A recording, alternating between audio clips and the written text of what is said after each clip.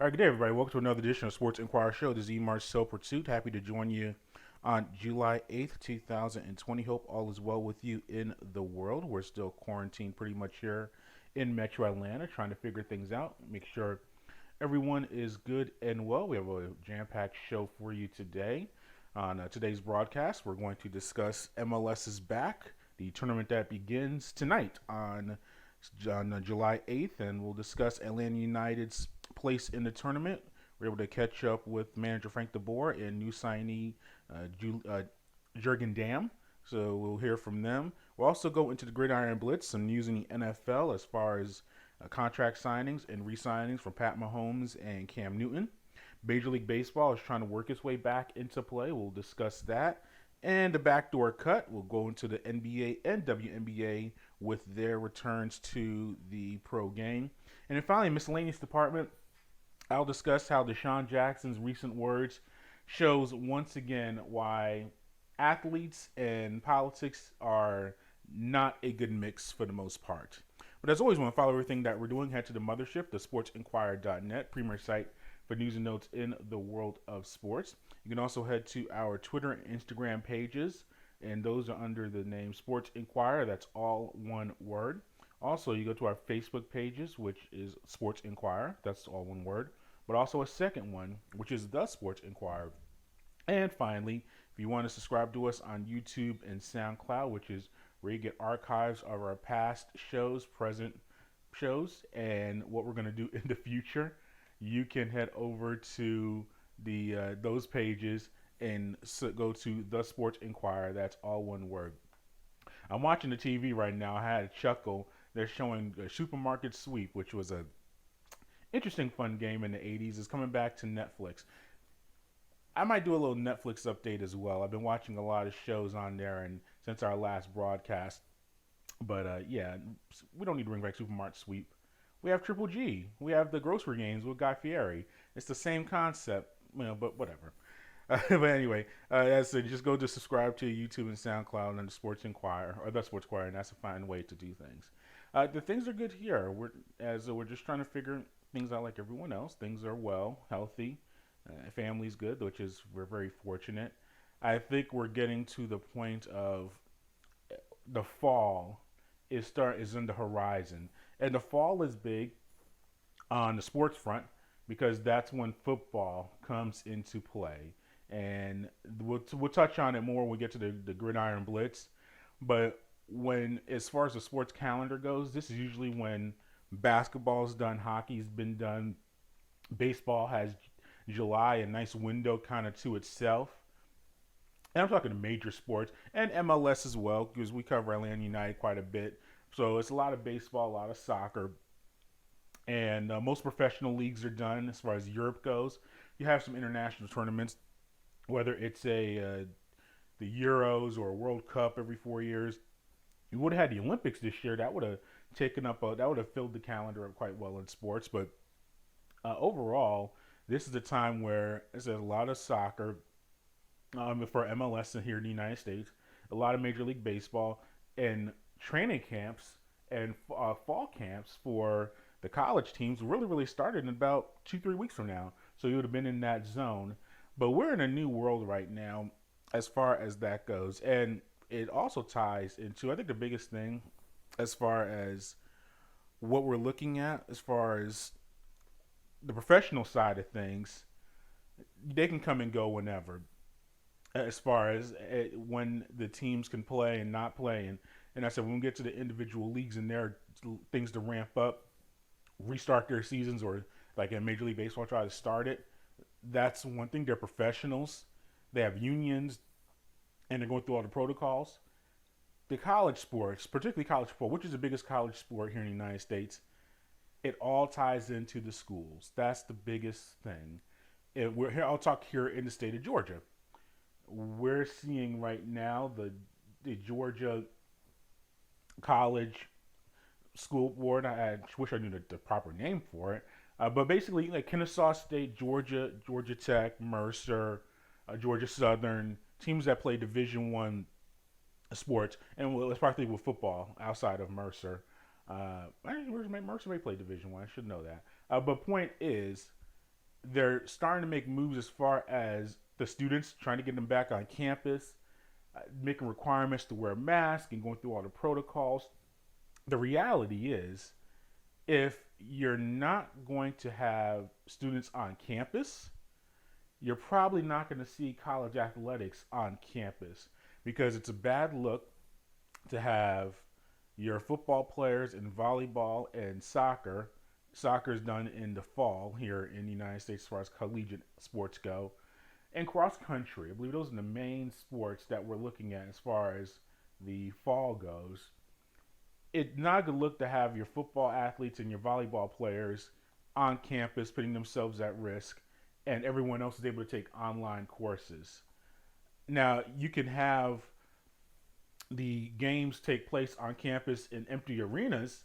That's fine if you want to go that route, but you can't have the student athletes just on campus and no one else. So that's where I look at what's going to happen with the school boards all around the country, and you're seeing both sides of it. Harvard announced that they're doing online courses in the fall, and the Ivy League football season is set to take place in the spring of 2021. USC, University of Southern California, they're doing online courses for the fall. Obviously, they're in the Pac-12. How does it impact their team? And then you have SEC. We're in the Southeast, so we're based in Atlanta. All those colleges look gung-ho and set to play, or set to have their schools open up as normal. I know the Big 12 schools, like as far as Wisconsin and Michigan and Notre Dame, they're independent, but still, well, they're Big East, but still, I'm talking college football side of things. They've been pretty straightforward, saying that they're going to have classes on campus, so they're able to play. But what happens when a team in the ACC or the Pac-12? What if they're doing the online thing? Are they going to be in that scenario of having their students they're coming on campus? So it's a very mixed bag right now, and there's no commissioner. It's not like there's no Adam Silver or Rob Manfred or Roger Goodell to kind of set the tone and say this is what's happening, this is our calendar. All of these colleges are kind of like independent contractors in a way, and the conferences they operate on their own. So that's why it's very tough to say what's going to happen on the college side of things, because you're dealing with the administrations of the states. So we'll see what happens there. But one sport that is going to go back into play is Major League Soccer, and that's going to kick off with the MLS's back tournament beginning today. I said, as we're recording this on July 8th, the Inter Miami and Orlando City are going to play their first match later today. So as far as technically the season did start earlier in the 2020 calendar, but the restart of the season with the MLS's back tournament. So we've seeing and we'll get to each of the teams and how the quarantine's been going. But Atlanta United, they're going to open against the New York Red Bulls on July 10th as we're recording this show. And manager Frank de Boer spoke with the media about the team's preparations going into Orlando and what they're going to do and how they've been getting ready for the MLS's back tournament.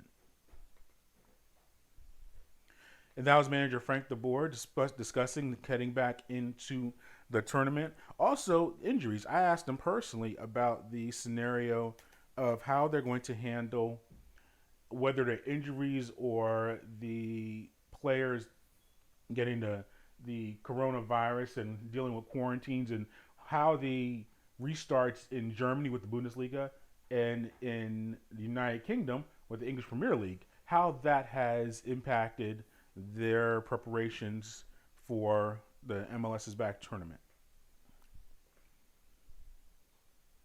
Now, Frank de Boer did also discuss the new signing, Jurgen Damm, the Mexican international midfielder who recently played for Liga MX for Tigres.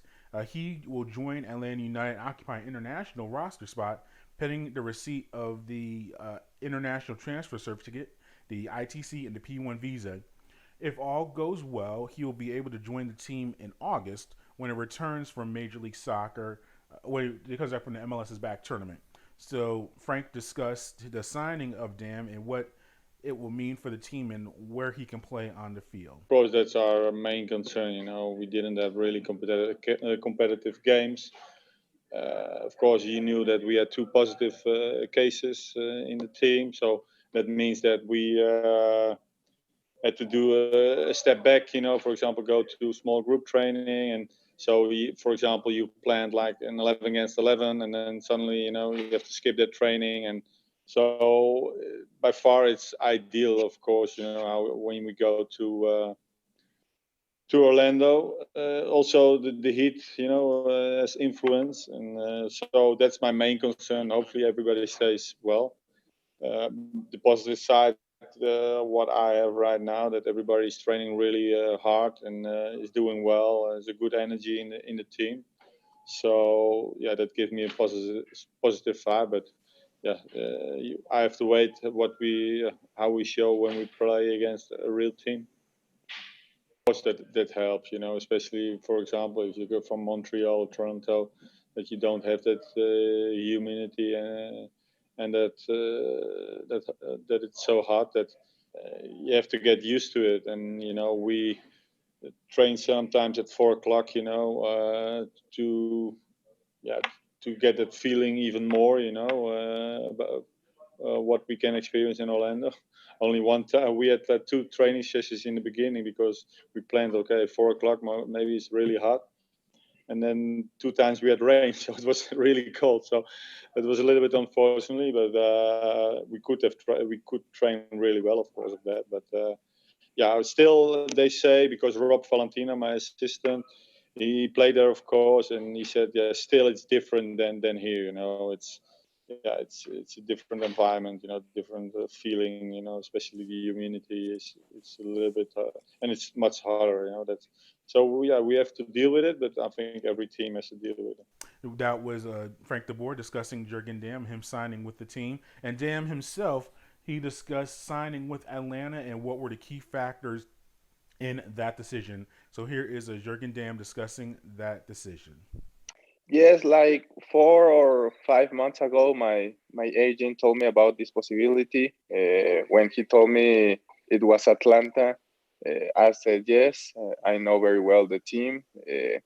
I saw them like 1 year ago playing versus America, and also Andres Guardado told me. So I know also the city, and I know that it's very nice. The team, the stadium, the supporters. So everything was very good, and that's why I. And then finally, Damm discussed training with Atlanta or training in Mexico, and before he's able to get to Atlanta. And as I discussed with them, or I asked him, how is he training without a normal camp and not being able to be with teammates and not even being able to be at the Atlanta United facilities in Atlanta, even while the team is in Orlando, Florida. So he discussed that and what that entails. The PF Ryan gave me was going to give me today the plan that I have to follow these next weeks. They hopefully want me to be there first August, but it all depends in the work visa. So I don't know very well which date I'm going to arrive there. But yeah, it's going to be complicated because I'm not like playing in a field, so everything is going to be in my house, in the gym, and obviously it's not the same, but I'm trying to do the best. I have my own PF, preparador físico, here where I live, so I'm training the best I can, so when I arrive there, I can be the same level of my teammates.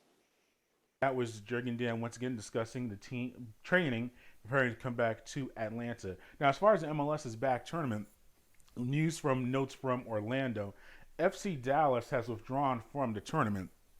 They've had up to 10 players test positive for the coronavirus, and then the match between Nashville SC and Chicago has been canceled for now because 5 Nashville players tested positive for COVID-19. This is going to be the reality of sports that are playing we're seeing with baseball, and we'll get to them in a few minutes. And with NHL, players are testing positive, and NBA and WNBA, all the sports, because they're doing testing at their facilities before they even head down to the bubbles or the quarantined arenas or setups that these leagues have, whether it's in Florida or in Edmonton and Toronto for the NHL. Everyone's testing. Every team has at least one player or two players positive, and that's the reality of the situation. And even when they head down to their respective quarantines, as in Florida or Canada, you're going to have once again more players test positive. That's why it's so tough to predict winners and losers from this. That's why I can preview the MLS is back tournament and say some of the stronger teams. You'd figure that Atlanta will be in pretty strong form, and the New York teams, Red Bull and NYCFC, and you would think the LA teams, particularly you would think LAFC, the team with the best regular season record last year. But then Carlos Vela, he is not even in Orlando. He's not participating, and he's the reigning MVP of the league. So it's very tough to predict who's going to do well in this tournament, because I think what you're going to see is you may see a roster play today. So with Miami and Orlando, and they're going to play a game today, and would not surprise me. I'm not hoping this on anybody, but you're going to have a player or two possibly test positive. He's going to have to be quarantined for 2 weeks. He can't play for the team. That's half the tournament right there. And if it's a top player, that really throws your team into a bad spot. So they're trying to get back onto the field. I'm interested to see what the setup is as far as the stadium, and what the games are interestingly scheduled, because you have games early in the morning around literally 8:30, 9:30, 10:30 a.m. time slots, and then the next game after that is at 8 p.m. because it's Orlando. It's not indoors. It's not like the NBA and WNBA where they could play in an arena. Florida is viciously hot this time of year. Even during those morning games, in the night game is going to be warm. But trying to play a game midday in Florida, that's a rough look, or that's tough to pull off. So we'll see what happens with this tournament and if they can pull it off. And I don't know what the word is as far as Dallas goes, what their point standings are going to be, because these games are supposed to count for towards the regular season. But as I said, once we do our next show on Friday, we'll see what the setup was today for the match and what the organization is, and we'll go from there. Now, the NFL is back on the map, or back on the sports calendar during its offseason, with two major signings by two of the more well-known quarterbacks in the league. We'll start with Pat Mahomes. He re-signed with the Kansas City Chiefs for a 10-year deal.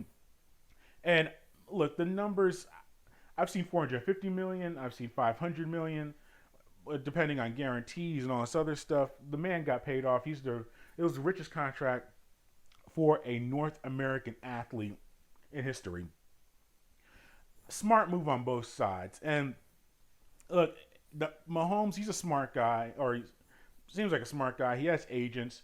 He wanted to sign the deal. I see, and I understand the pro athletes, the analysts, especially on the NFL side, saying that he got robbed or he should have taken more money. Because I think by nature, former athletes, and whatever industry that you're in, if you're in it, you always feel underpaid by your employer, especially when you're retired and look afterwards and you see the money on the table for guys that are in the generation after you. So when I hear guys talk about he's only making $40 million, he could have gotten $50 million. Sure, he could have done that, but that if he's his own man, he wanted to sign it. So he's not poor, and it's very tough to say a man's underpaid in our current climate and current times. But I think it's a fair deal. Now the 10-year part, I think that's a little rough. I would not have gone that route if I were him or his agent, because we will see in about 5-6 years, as it's odd to say, he'll be underpaid. But you want to put yourself back out there on the market, because in 5-6 years, he's 24 right now, so he'd be 29 or 30 years old, entering his prime. there'll probably be a new TV deal, maybe even two as far as the major networks go. So you want to be back on the market in that scenario. That part I agree with. So I probably would have gone with the average, very high. But what helps the team as far as the 10 years ago, they could spread the money out and have some good cap space and everything like that. Now, there also are some stipulations on the deal. All the opt ins and opt outs are on the team. I thought he may have had one in there. They could have thrown, the Chiefs would have thrown him a bone, and maybe after the 5-6 year mark, or even the 7 or 8 year mark, give an opt out clause to Mahomes. But they did not do that. But I think, as I said, he's very compensated. It's going to work out well for him. And the Chiefs are in a very good position. They've drafted well over the past few years. You can and respect the running backs and all the other skill positions. You can find guys anywhere in the draft and through free agency, and you can work it out. So, do they have to re-sign Kelsey? Yes, and Hill, yes, and Watkins, Sammy Watkins, he's a free agent after this year. Yes, and they have to re-sign Eric Fisher and some other offensive linemen whose contracts are up over the next year or two. You're not going to be able to keep all those guys anyway. If Mahomes signed for $20 million a year, half of his contract that he signed yesterday or 2 days ago, they still would not be able to keep those guys, just the way the market is in the NFL. So you may as well pay the best player in the game right now, which Mahomes is. I know Lamar Jackson had a very strong regular season MVP, but you look over the past 2 years, he's been the best player in the league. You re-sign him, you get him for the next 10 years at a pretty solid market rate. You make that move and you worry about everything else later. Now, will this deal affect Dak Prescott, who just signed his $31 million franchise tag? Will it affect guys like Deshaun Watson or Lamar Jackson, who's going to be up in 2 years? Sure. I mean, those guys they won't get Mahomes money, or they might. I don't know. The league is so random right now. We have Cam Newton, a former MVP, signed a $1 million deal and a 1 year deal with the Patriots. So markets are all over the place. But sure, Mahomes signing that big of a deal as far as the length of time and the average salary, which can be up to $50 million per year if he reaches incentives. Yeah, I mean that helps the cause as far as that goes. But I think you'll see more in between deals, and I also think when I say in between, you'll see more towards the $40 million range as compared to the over $40 million range that Mahomes got. But I also think you're not going to see guys sign a 10-year deal because Mahomes is a unique situation. He's in a perfect scenario in Kansas City. He was drafted by them, groomed by them. Andy Reid, a probably future Hall of Fame coach. It's just a good scenario for them. I don't think you're going to see Lamar Jackson sign a 10-year deal or Watson or Prescott. Those guys, well, they're just around the same age range, but I don't think you'll see 10 years. You may see some finagling of the money, so they could technically say maybe I make more per year than Mahomes, but Mahomes is a known world right now, and if those guys get close to that, that would be fine. And I mentioned Cam Newton because I think we haven't done a show since the signing of Newton, or we may have done it in passing. I said it's a 1 year deal, about $1 million base. I think the incentives, he can get up to about $8 million. I think there's a good mix for both parties involved. With Newton, he's coming off of injuries. He's trying to work his way back into the league. He's only 31 years old. He could do this 1 year deal, and he plays well for the Patriots. That helps him image-wise, helps him health-wise. He can show if he plays healthy an entire season, he's going to produce. And the Patriots will be a playoff team, most likely winning the division. I mean, Buffalo's had a very good offseason. They were right there last year to win the division. But with Belichick, I trust the structure and the organization he's going to have.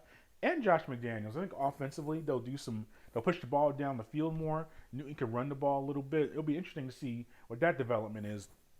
But Newton is a 1 year deal. If he plays well, he can go back into the open market and could get a nice paycheck in that regard. So, and that's why even if you had him sign a 3-4 year deal and like a Terry Bridgewater and be committed, what if he has a really good year and is stuck with the Patriots for the next 2 years on a below market salary? Then that would be a bad thing. And this Patriots is really good. It's low risk.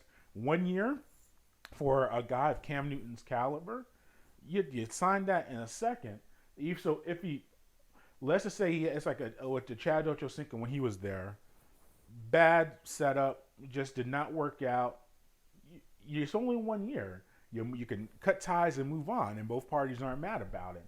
So, suppose if you sign him for a 3-4 year deal and then you're unhappy, that's where he'd be in a bad scenario. So I think it's a good deal on both sides. I think people saying he's underpaid, disrespected as far as the Cam Newton supporters. I don't see it in that regard. I think it's a solid move on both sides of things. Baseball is working its way back into form and trying to get back to playing again or starting their season. They weren't even able to get the beginning of their year going. Here in Atlanta, we've had guys like Freddie Freeman test positive for the virus. It's fine if it happens now because the games aren't played yet. You're in the middle of your training camp or your spring training. It's not even spring training. It's like summer training. But you have if you guys test positive, you do your quarantines, you do your routines. Games aren't even played yet. He can work his way back into playing. So that's why I look at the Freddie Freeman with him testing positive as not the worst thing in the world. You don't want to test positive for the virus at all, of course, and hoping he ends up healthy and well. And everyone who tests positive, it's a scary deal to test positive for the virus, I'm sure.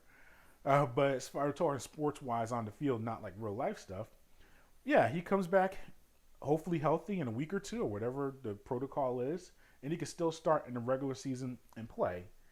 You're going to see a lot, and I think with the baseball guys, because it's only a 60-game season, and the incentive is not great and they're already getting prorated salaries, and we've talked in the past on our show about the tensions between the players' union, and Major League Baseball as far as the front office and the ownership.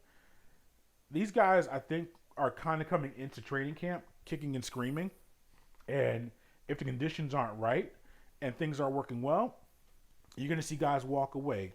David Price for the Dodgers, Nick Markakis and Felix Hernandez of the Braves are already guys that have opted out of this season. I think a lot of guys are playing because they want to play. They're baseball players. They like playing and they like the camaraderie, being with the teammates and being in that competitive atmosphere. 2, they want to get paid. That's that. We all want to get paid for our work, and it ties to that as well is service time, and that's where it's going to be very tricky because service time is a major thing in Major League Baseball. In essence, if you play for your year, you're closer to free agency. You're closer to filling out your contract, and a lot of these guys are on original contracts, or they didn't want to get back out on the market. Similar to Cam Newton, we're talking about that. They want to get back out on the open market and be able to sign another deal or become arbitration eligible, things like that. So if you want to get 60 games in, you get a year of service, then you can help yourself out in that regard. And then guys want to compete to win too. 60 games. If you're the Miami Marlins or Detroit Tigers, teams that have been down on their luck over the past few years, you can say to yourself, hey, if we can go 35-25, that might get us into the playoffs. And then once the playoffs come around, anything can happen. So you have teams that are, if you're Cincinnati Reds, they've been getting a lot of buzz because anyone can go 35-25 over 60 games, even the lowly Marlins. So it's not just the Yankees and Dodgers and Astros. And those teams will be very good, and they'll probably be playoff teams. You just have to figure that just because they're so good. But these other teams might figure, hey, we have a shot at it, and then once we're in the playoffs, we can win it. So I think you're seeing a lot of that going on. But you also have a lot of guys that remember, it's all guaranteed contracts. And guys like Markakis and David Price, they've made a lot of money. And I mean, I don't mind not counting their pockets, counting their money, but they've been well compensated, probably to their standards. So it doesn't make sense for them to put themselves in a health situation that they feel and play 60 games and maybe possibly get hurt too. That's another thing that we're looking at the coronavirus side of things, which is understandable. But these guys are trying to work their way back onto the field in a rushed scenario. I think some guys fear getting injured, and if you get injured, that really hurts yourself in the open market or during contract negotiations. So all of that is being thrown into the pot as well. But as I said, right now baseball is in their training camps right now, and I said similar to the MLS, trying to predict who's going to win this thing. I don't know. I think you just need to get to their opening day in July, later in this month, in July 23rd and 24th. Let me see the rosters, and then I'll have a better idea of who's actually going to compete and do well. The Backdoor Cut portion of our show, discussing NBA and WNBA, they're trying to return to play as well. Actually, yeah, they're trying to finish out their season as far as the NBA goes. Look, Orlando's going to be very interesting as far as who passes and who fails these tests. I'm already seeing what the Nuggets with Djokovic. He's trying, not Djokovic. I'm thinking tennis right now. I'm trying. So you have guys trying to get back into the league and trying to get back into the United States, literally from internationally, trying to get into the Butler. Mila Jokic, yeah. So Jokic, he's trying to get back with the Nuggets, and he's dealing with issues because he is over in Europe. Yeah, so he's their best player. He's a MVP candidate. If he's not able to, and I think he'll find his way to the Nuggets and play. But hypothetically speaking, worst case scenario, he ends up stuck in Europe. He's not able to play for the Nuggets. That's a bad deal. So it's hard to predict what's going to go on there. As far as WNBA as well, I've seen the pictures. We covered the Atlanta Dream quite a bit, and I've seen the stories about what their conditions are at the IMG Academy in Florida as far as the rooms go and the laundry rooms and just the lack of quality amenities. Stephen A. Smith, he was on First Take on ESPN, and he's their biggest voice on ESPN. He's love him or hate him, and we've had both opinions of him over the years. You have to respect the man. He is a huge, powerful voice in the sports media, and he talked about it on his show, and that got national attention. So they just have to figure it out. I think the WNBA is in a tough spot because we're talking about the NBA and their conditions and down at Disney World and all that stuff. WNBA kind of get secondary attention. Some just feel deserved, some don't, as far as what goes on in that league. But yeah, I think it's a deal where hopefully they can work through it and get those amenities correct and properly done in that regard. I think with social media, people feel now that's the way to get attention, and it works. So they're going to hopefully be able to get their amenities going and get that taken care of. But as a similar to all the other sports, trying to figure out who's going to be on the rosters and what's going to go well as far as those leagues go. Really no idea of what's going on. And I'll tie this into our final point as far as like the pro athletes and everything like that and the leagues trying to work with the social activism. I'm watching Golick and Wingo right now and talking about Kelly Loeffler, the Georgia senator that we have here in the state. She's critical of the WNBA's Black Lives Matter movement. What the league is going to do, and we'll see what the setup is, they're going to allow the players, I guess, to have on the back of their jerseys some victims of violence or causes, as far as like a Black Lives Matter or things along those lines. As I said, I don't know what the exact terminology will be. We'll figure it out once we get to it. I know the NBA is going to have Black Lives Matter on the court, the words on there. And I said it with the English Premier League when they had the Black Lives Matter on the jersey of the players. and it's actually still on the jerseys right now. When they restarted a few weeks ago, I think it's a very dangerous spot for the pro leagues to allow things like the Black Lives Matter and the political agendas and statements into their world in that regard. As I've always said, the athletes, the players, the coaches, administrators, on their own time, can have their own opinions. Liberal, conservative, whatever, as far apolitical, whatever way you want to go, that's fine. But when you tie it into the world of sports, that's very, very tough to do, because what you're seeing right now is there's a movement, a very liberal side of things, as far as, and you would think, you would think, oh, conservatives should think that too, but no, this is, a lot of this stuff has, over the past few months, has been from a liberal side of things, and the conservative side is going to try to counter that, and you have to figure out what the perspective is. What you're gonna, if you have Black Lives Matter, what's going to prevent someone from wanting to put White Lives Matter or Asian Lives Matter or Latino Lives Matter?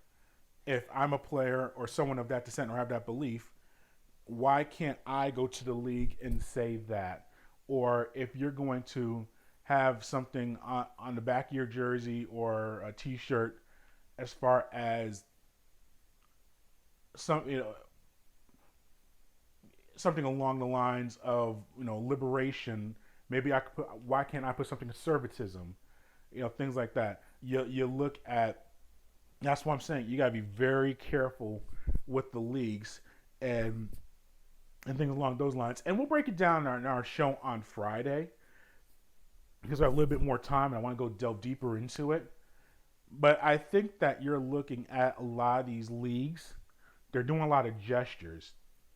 They're figuring, all right, well, let them put the names of some slain victims on the back of their jersey. We'll let them take a knee or raise a fist or have Black Lives Matter on their jersey, on the jersey or on the court. But we're not going to delve deeper into what the issues are as far as economically and as far as the structure of the league.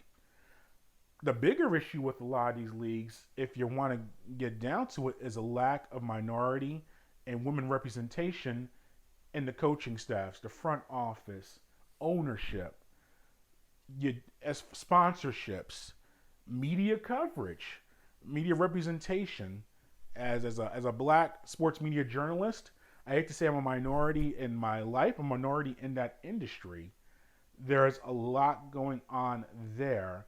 So I think you're starting to see them figure, okay, we'll let them have these gestures or throw them a bone in that regard, but we're not going to delve deeper into the infrastructure of the industry that we're in. So that's where you have to delve deeper into the scenario. And then finally, do not trust athletes in social media. Deshaun Jackson, with his post on Instagram and on Twitter, pretty much about Hitler and advocating some anti-Semitism in his post. Look, athletes are their own people. I don't think you should limit what they can say or what they can do. They're human beings. They're adults. Majority of them were in the United States, so I thought from a United States perspective, they're Americans. They have the right to freedom of speech. But you cannot take these guys, men and women, and look at their perspectives. And I'm saying from Deshaun Jackson to LeBron James, to the highest, Greg Popovich, the highest of the highs as far as even Colin Kaepernick. High regard people or highly celebritized and most well known in the industries, all the way down to a reserve or a bench player or a free agent. You cannot look at these athletes or people in the sports industry and look at them as like the final word for anything. You can't look at what a NBA player post or NFL guy post post, and because they're a black man from the Northeast, he represents all people from that area. No, or if it's a woman, a white woman from the Southwest, she represents all women from that area. No, that's not how it works. And you have people, they're very skilled in their athletics or in their acumen, which is, and that's great and that's respected.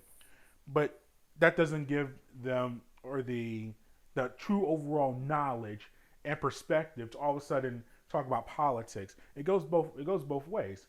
Politicians talking about or breaking down a cover two blitz, or breaking down how to break a trap, or how to get improved 3-point shooting, or how to hit a baseball.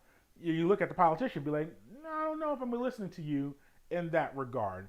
Or if I decided to discuss the best way to replace a roof, or the best way to fix the carburetor in your car, you'd probably be like, no, you're not an expert in that regard. You have to look at athletes in the same way. So it doesn't surprise me that these guys who live in their own bubbles, we all live in our own bubbles, in our own worlds, are now going to delve into social issues. You're not going to have some blowback or some missteps. That's expected. That's understandable. But should Deshaun Jackson be banned from the league and kicked out of the NFL and never play again and all this other stuff? Or same thing with Kaepernick, or even with Drew Brees. Remember, we defended Drew Brees on the show, talking about him. He said he did not like people kneeling down for the anthem, and he had his own reasons, and people were ready to cancel culture him and say he should be kicked off the Saints and never play again. No. Look, let's stop with this extreme. It ties into also as well.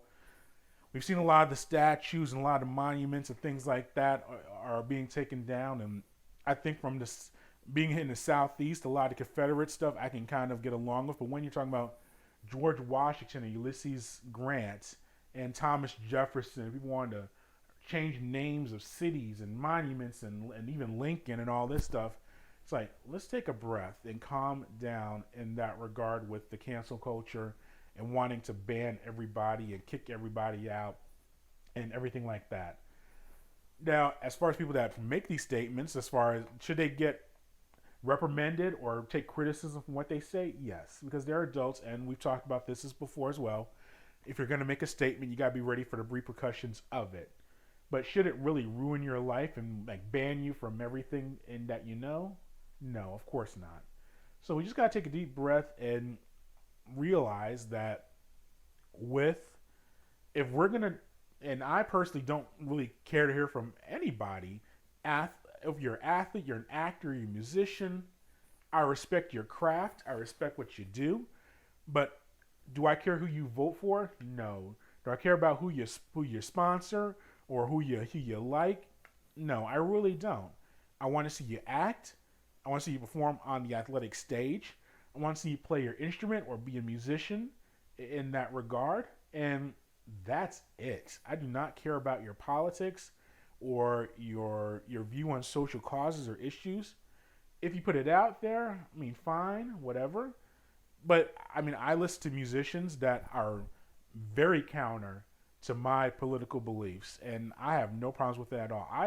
I like sports and athletes that have, I know, views that are against my personal beliefs or my religion and all that stuff, but I look at it strictly for what you do on your respective professional field. And I think we need more of that in the sports world. So I just wanted to end on that. And that concludes today's show. Thanks for listening. And as always, follow everything that we're doing on the mothership to sportsinquirer.net. Go to social media, all of our YouTube, SoundClouds, and all that fun stuff, and you'll see everything that we're doing. So until next time, good fight, good night, and be safe.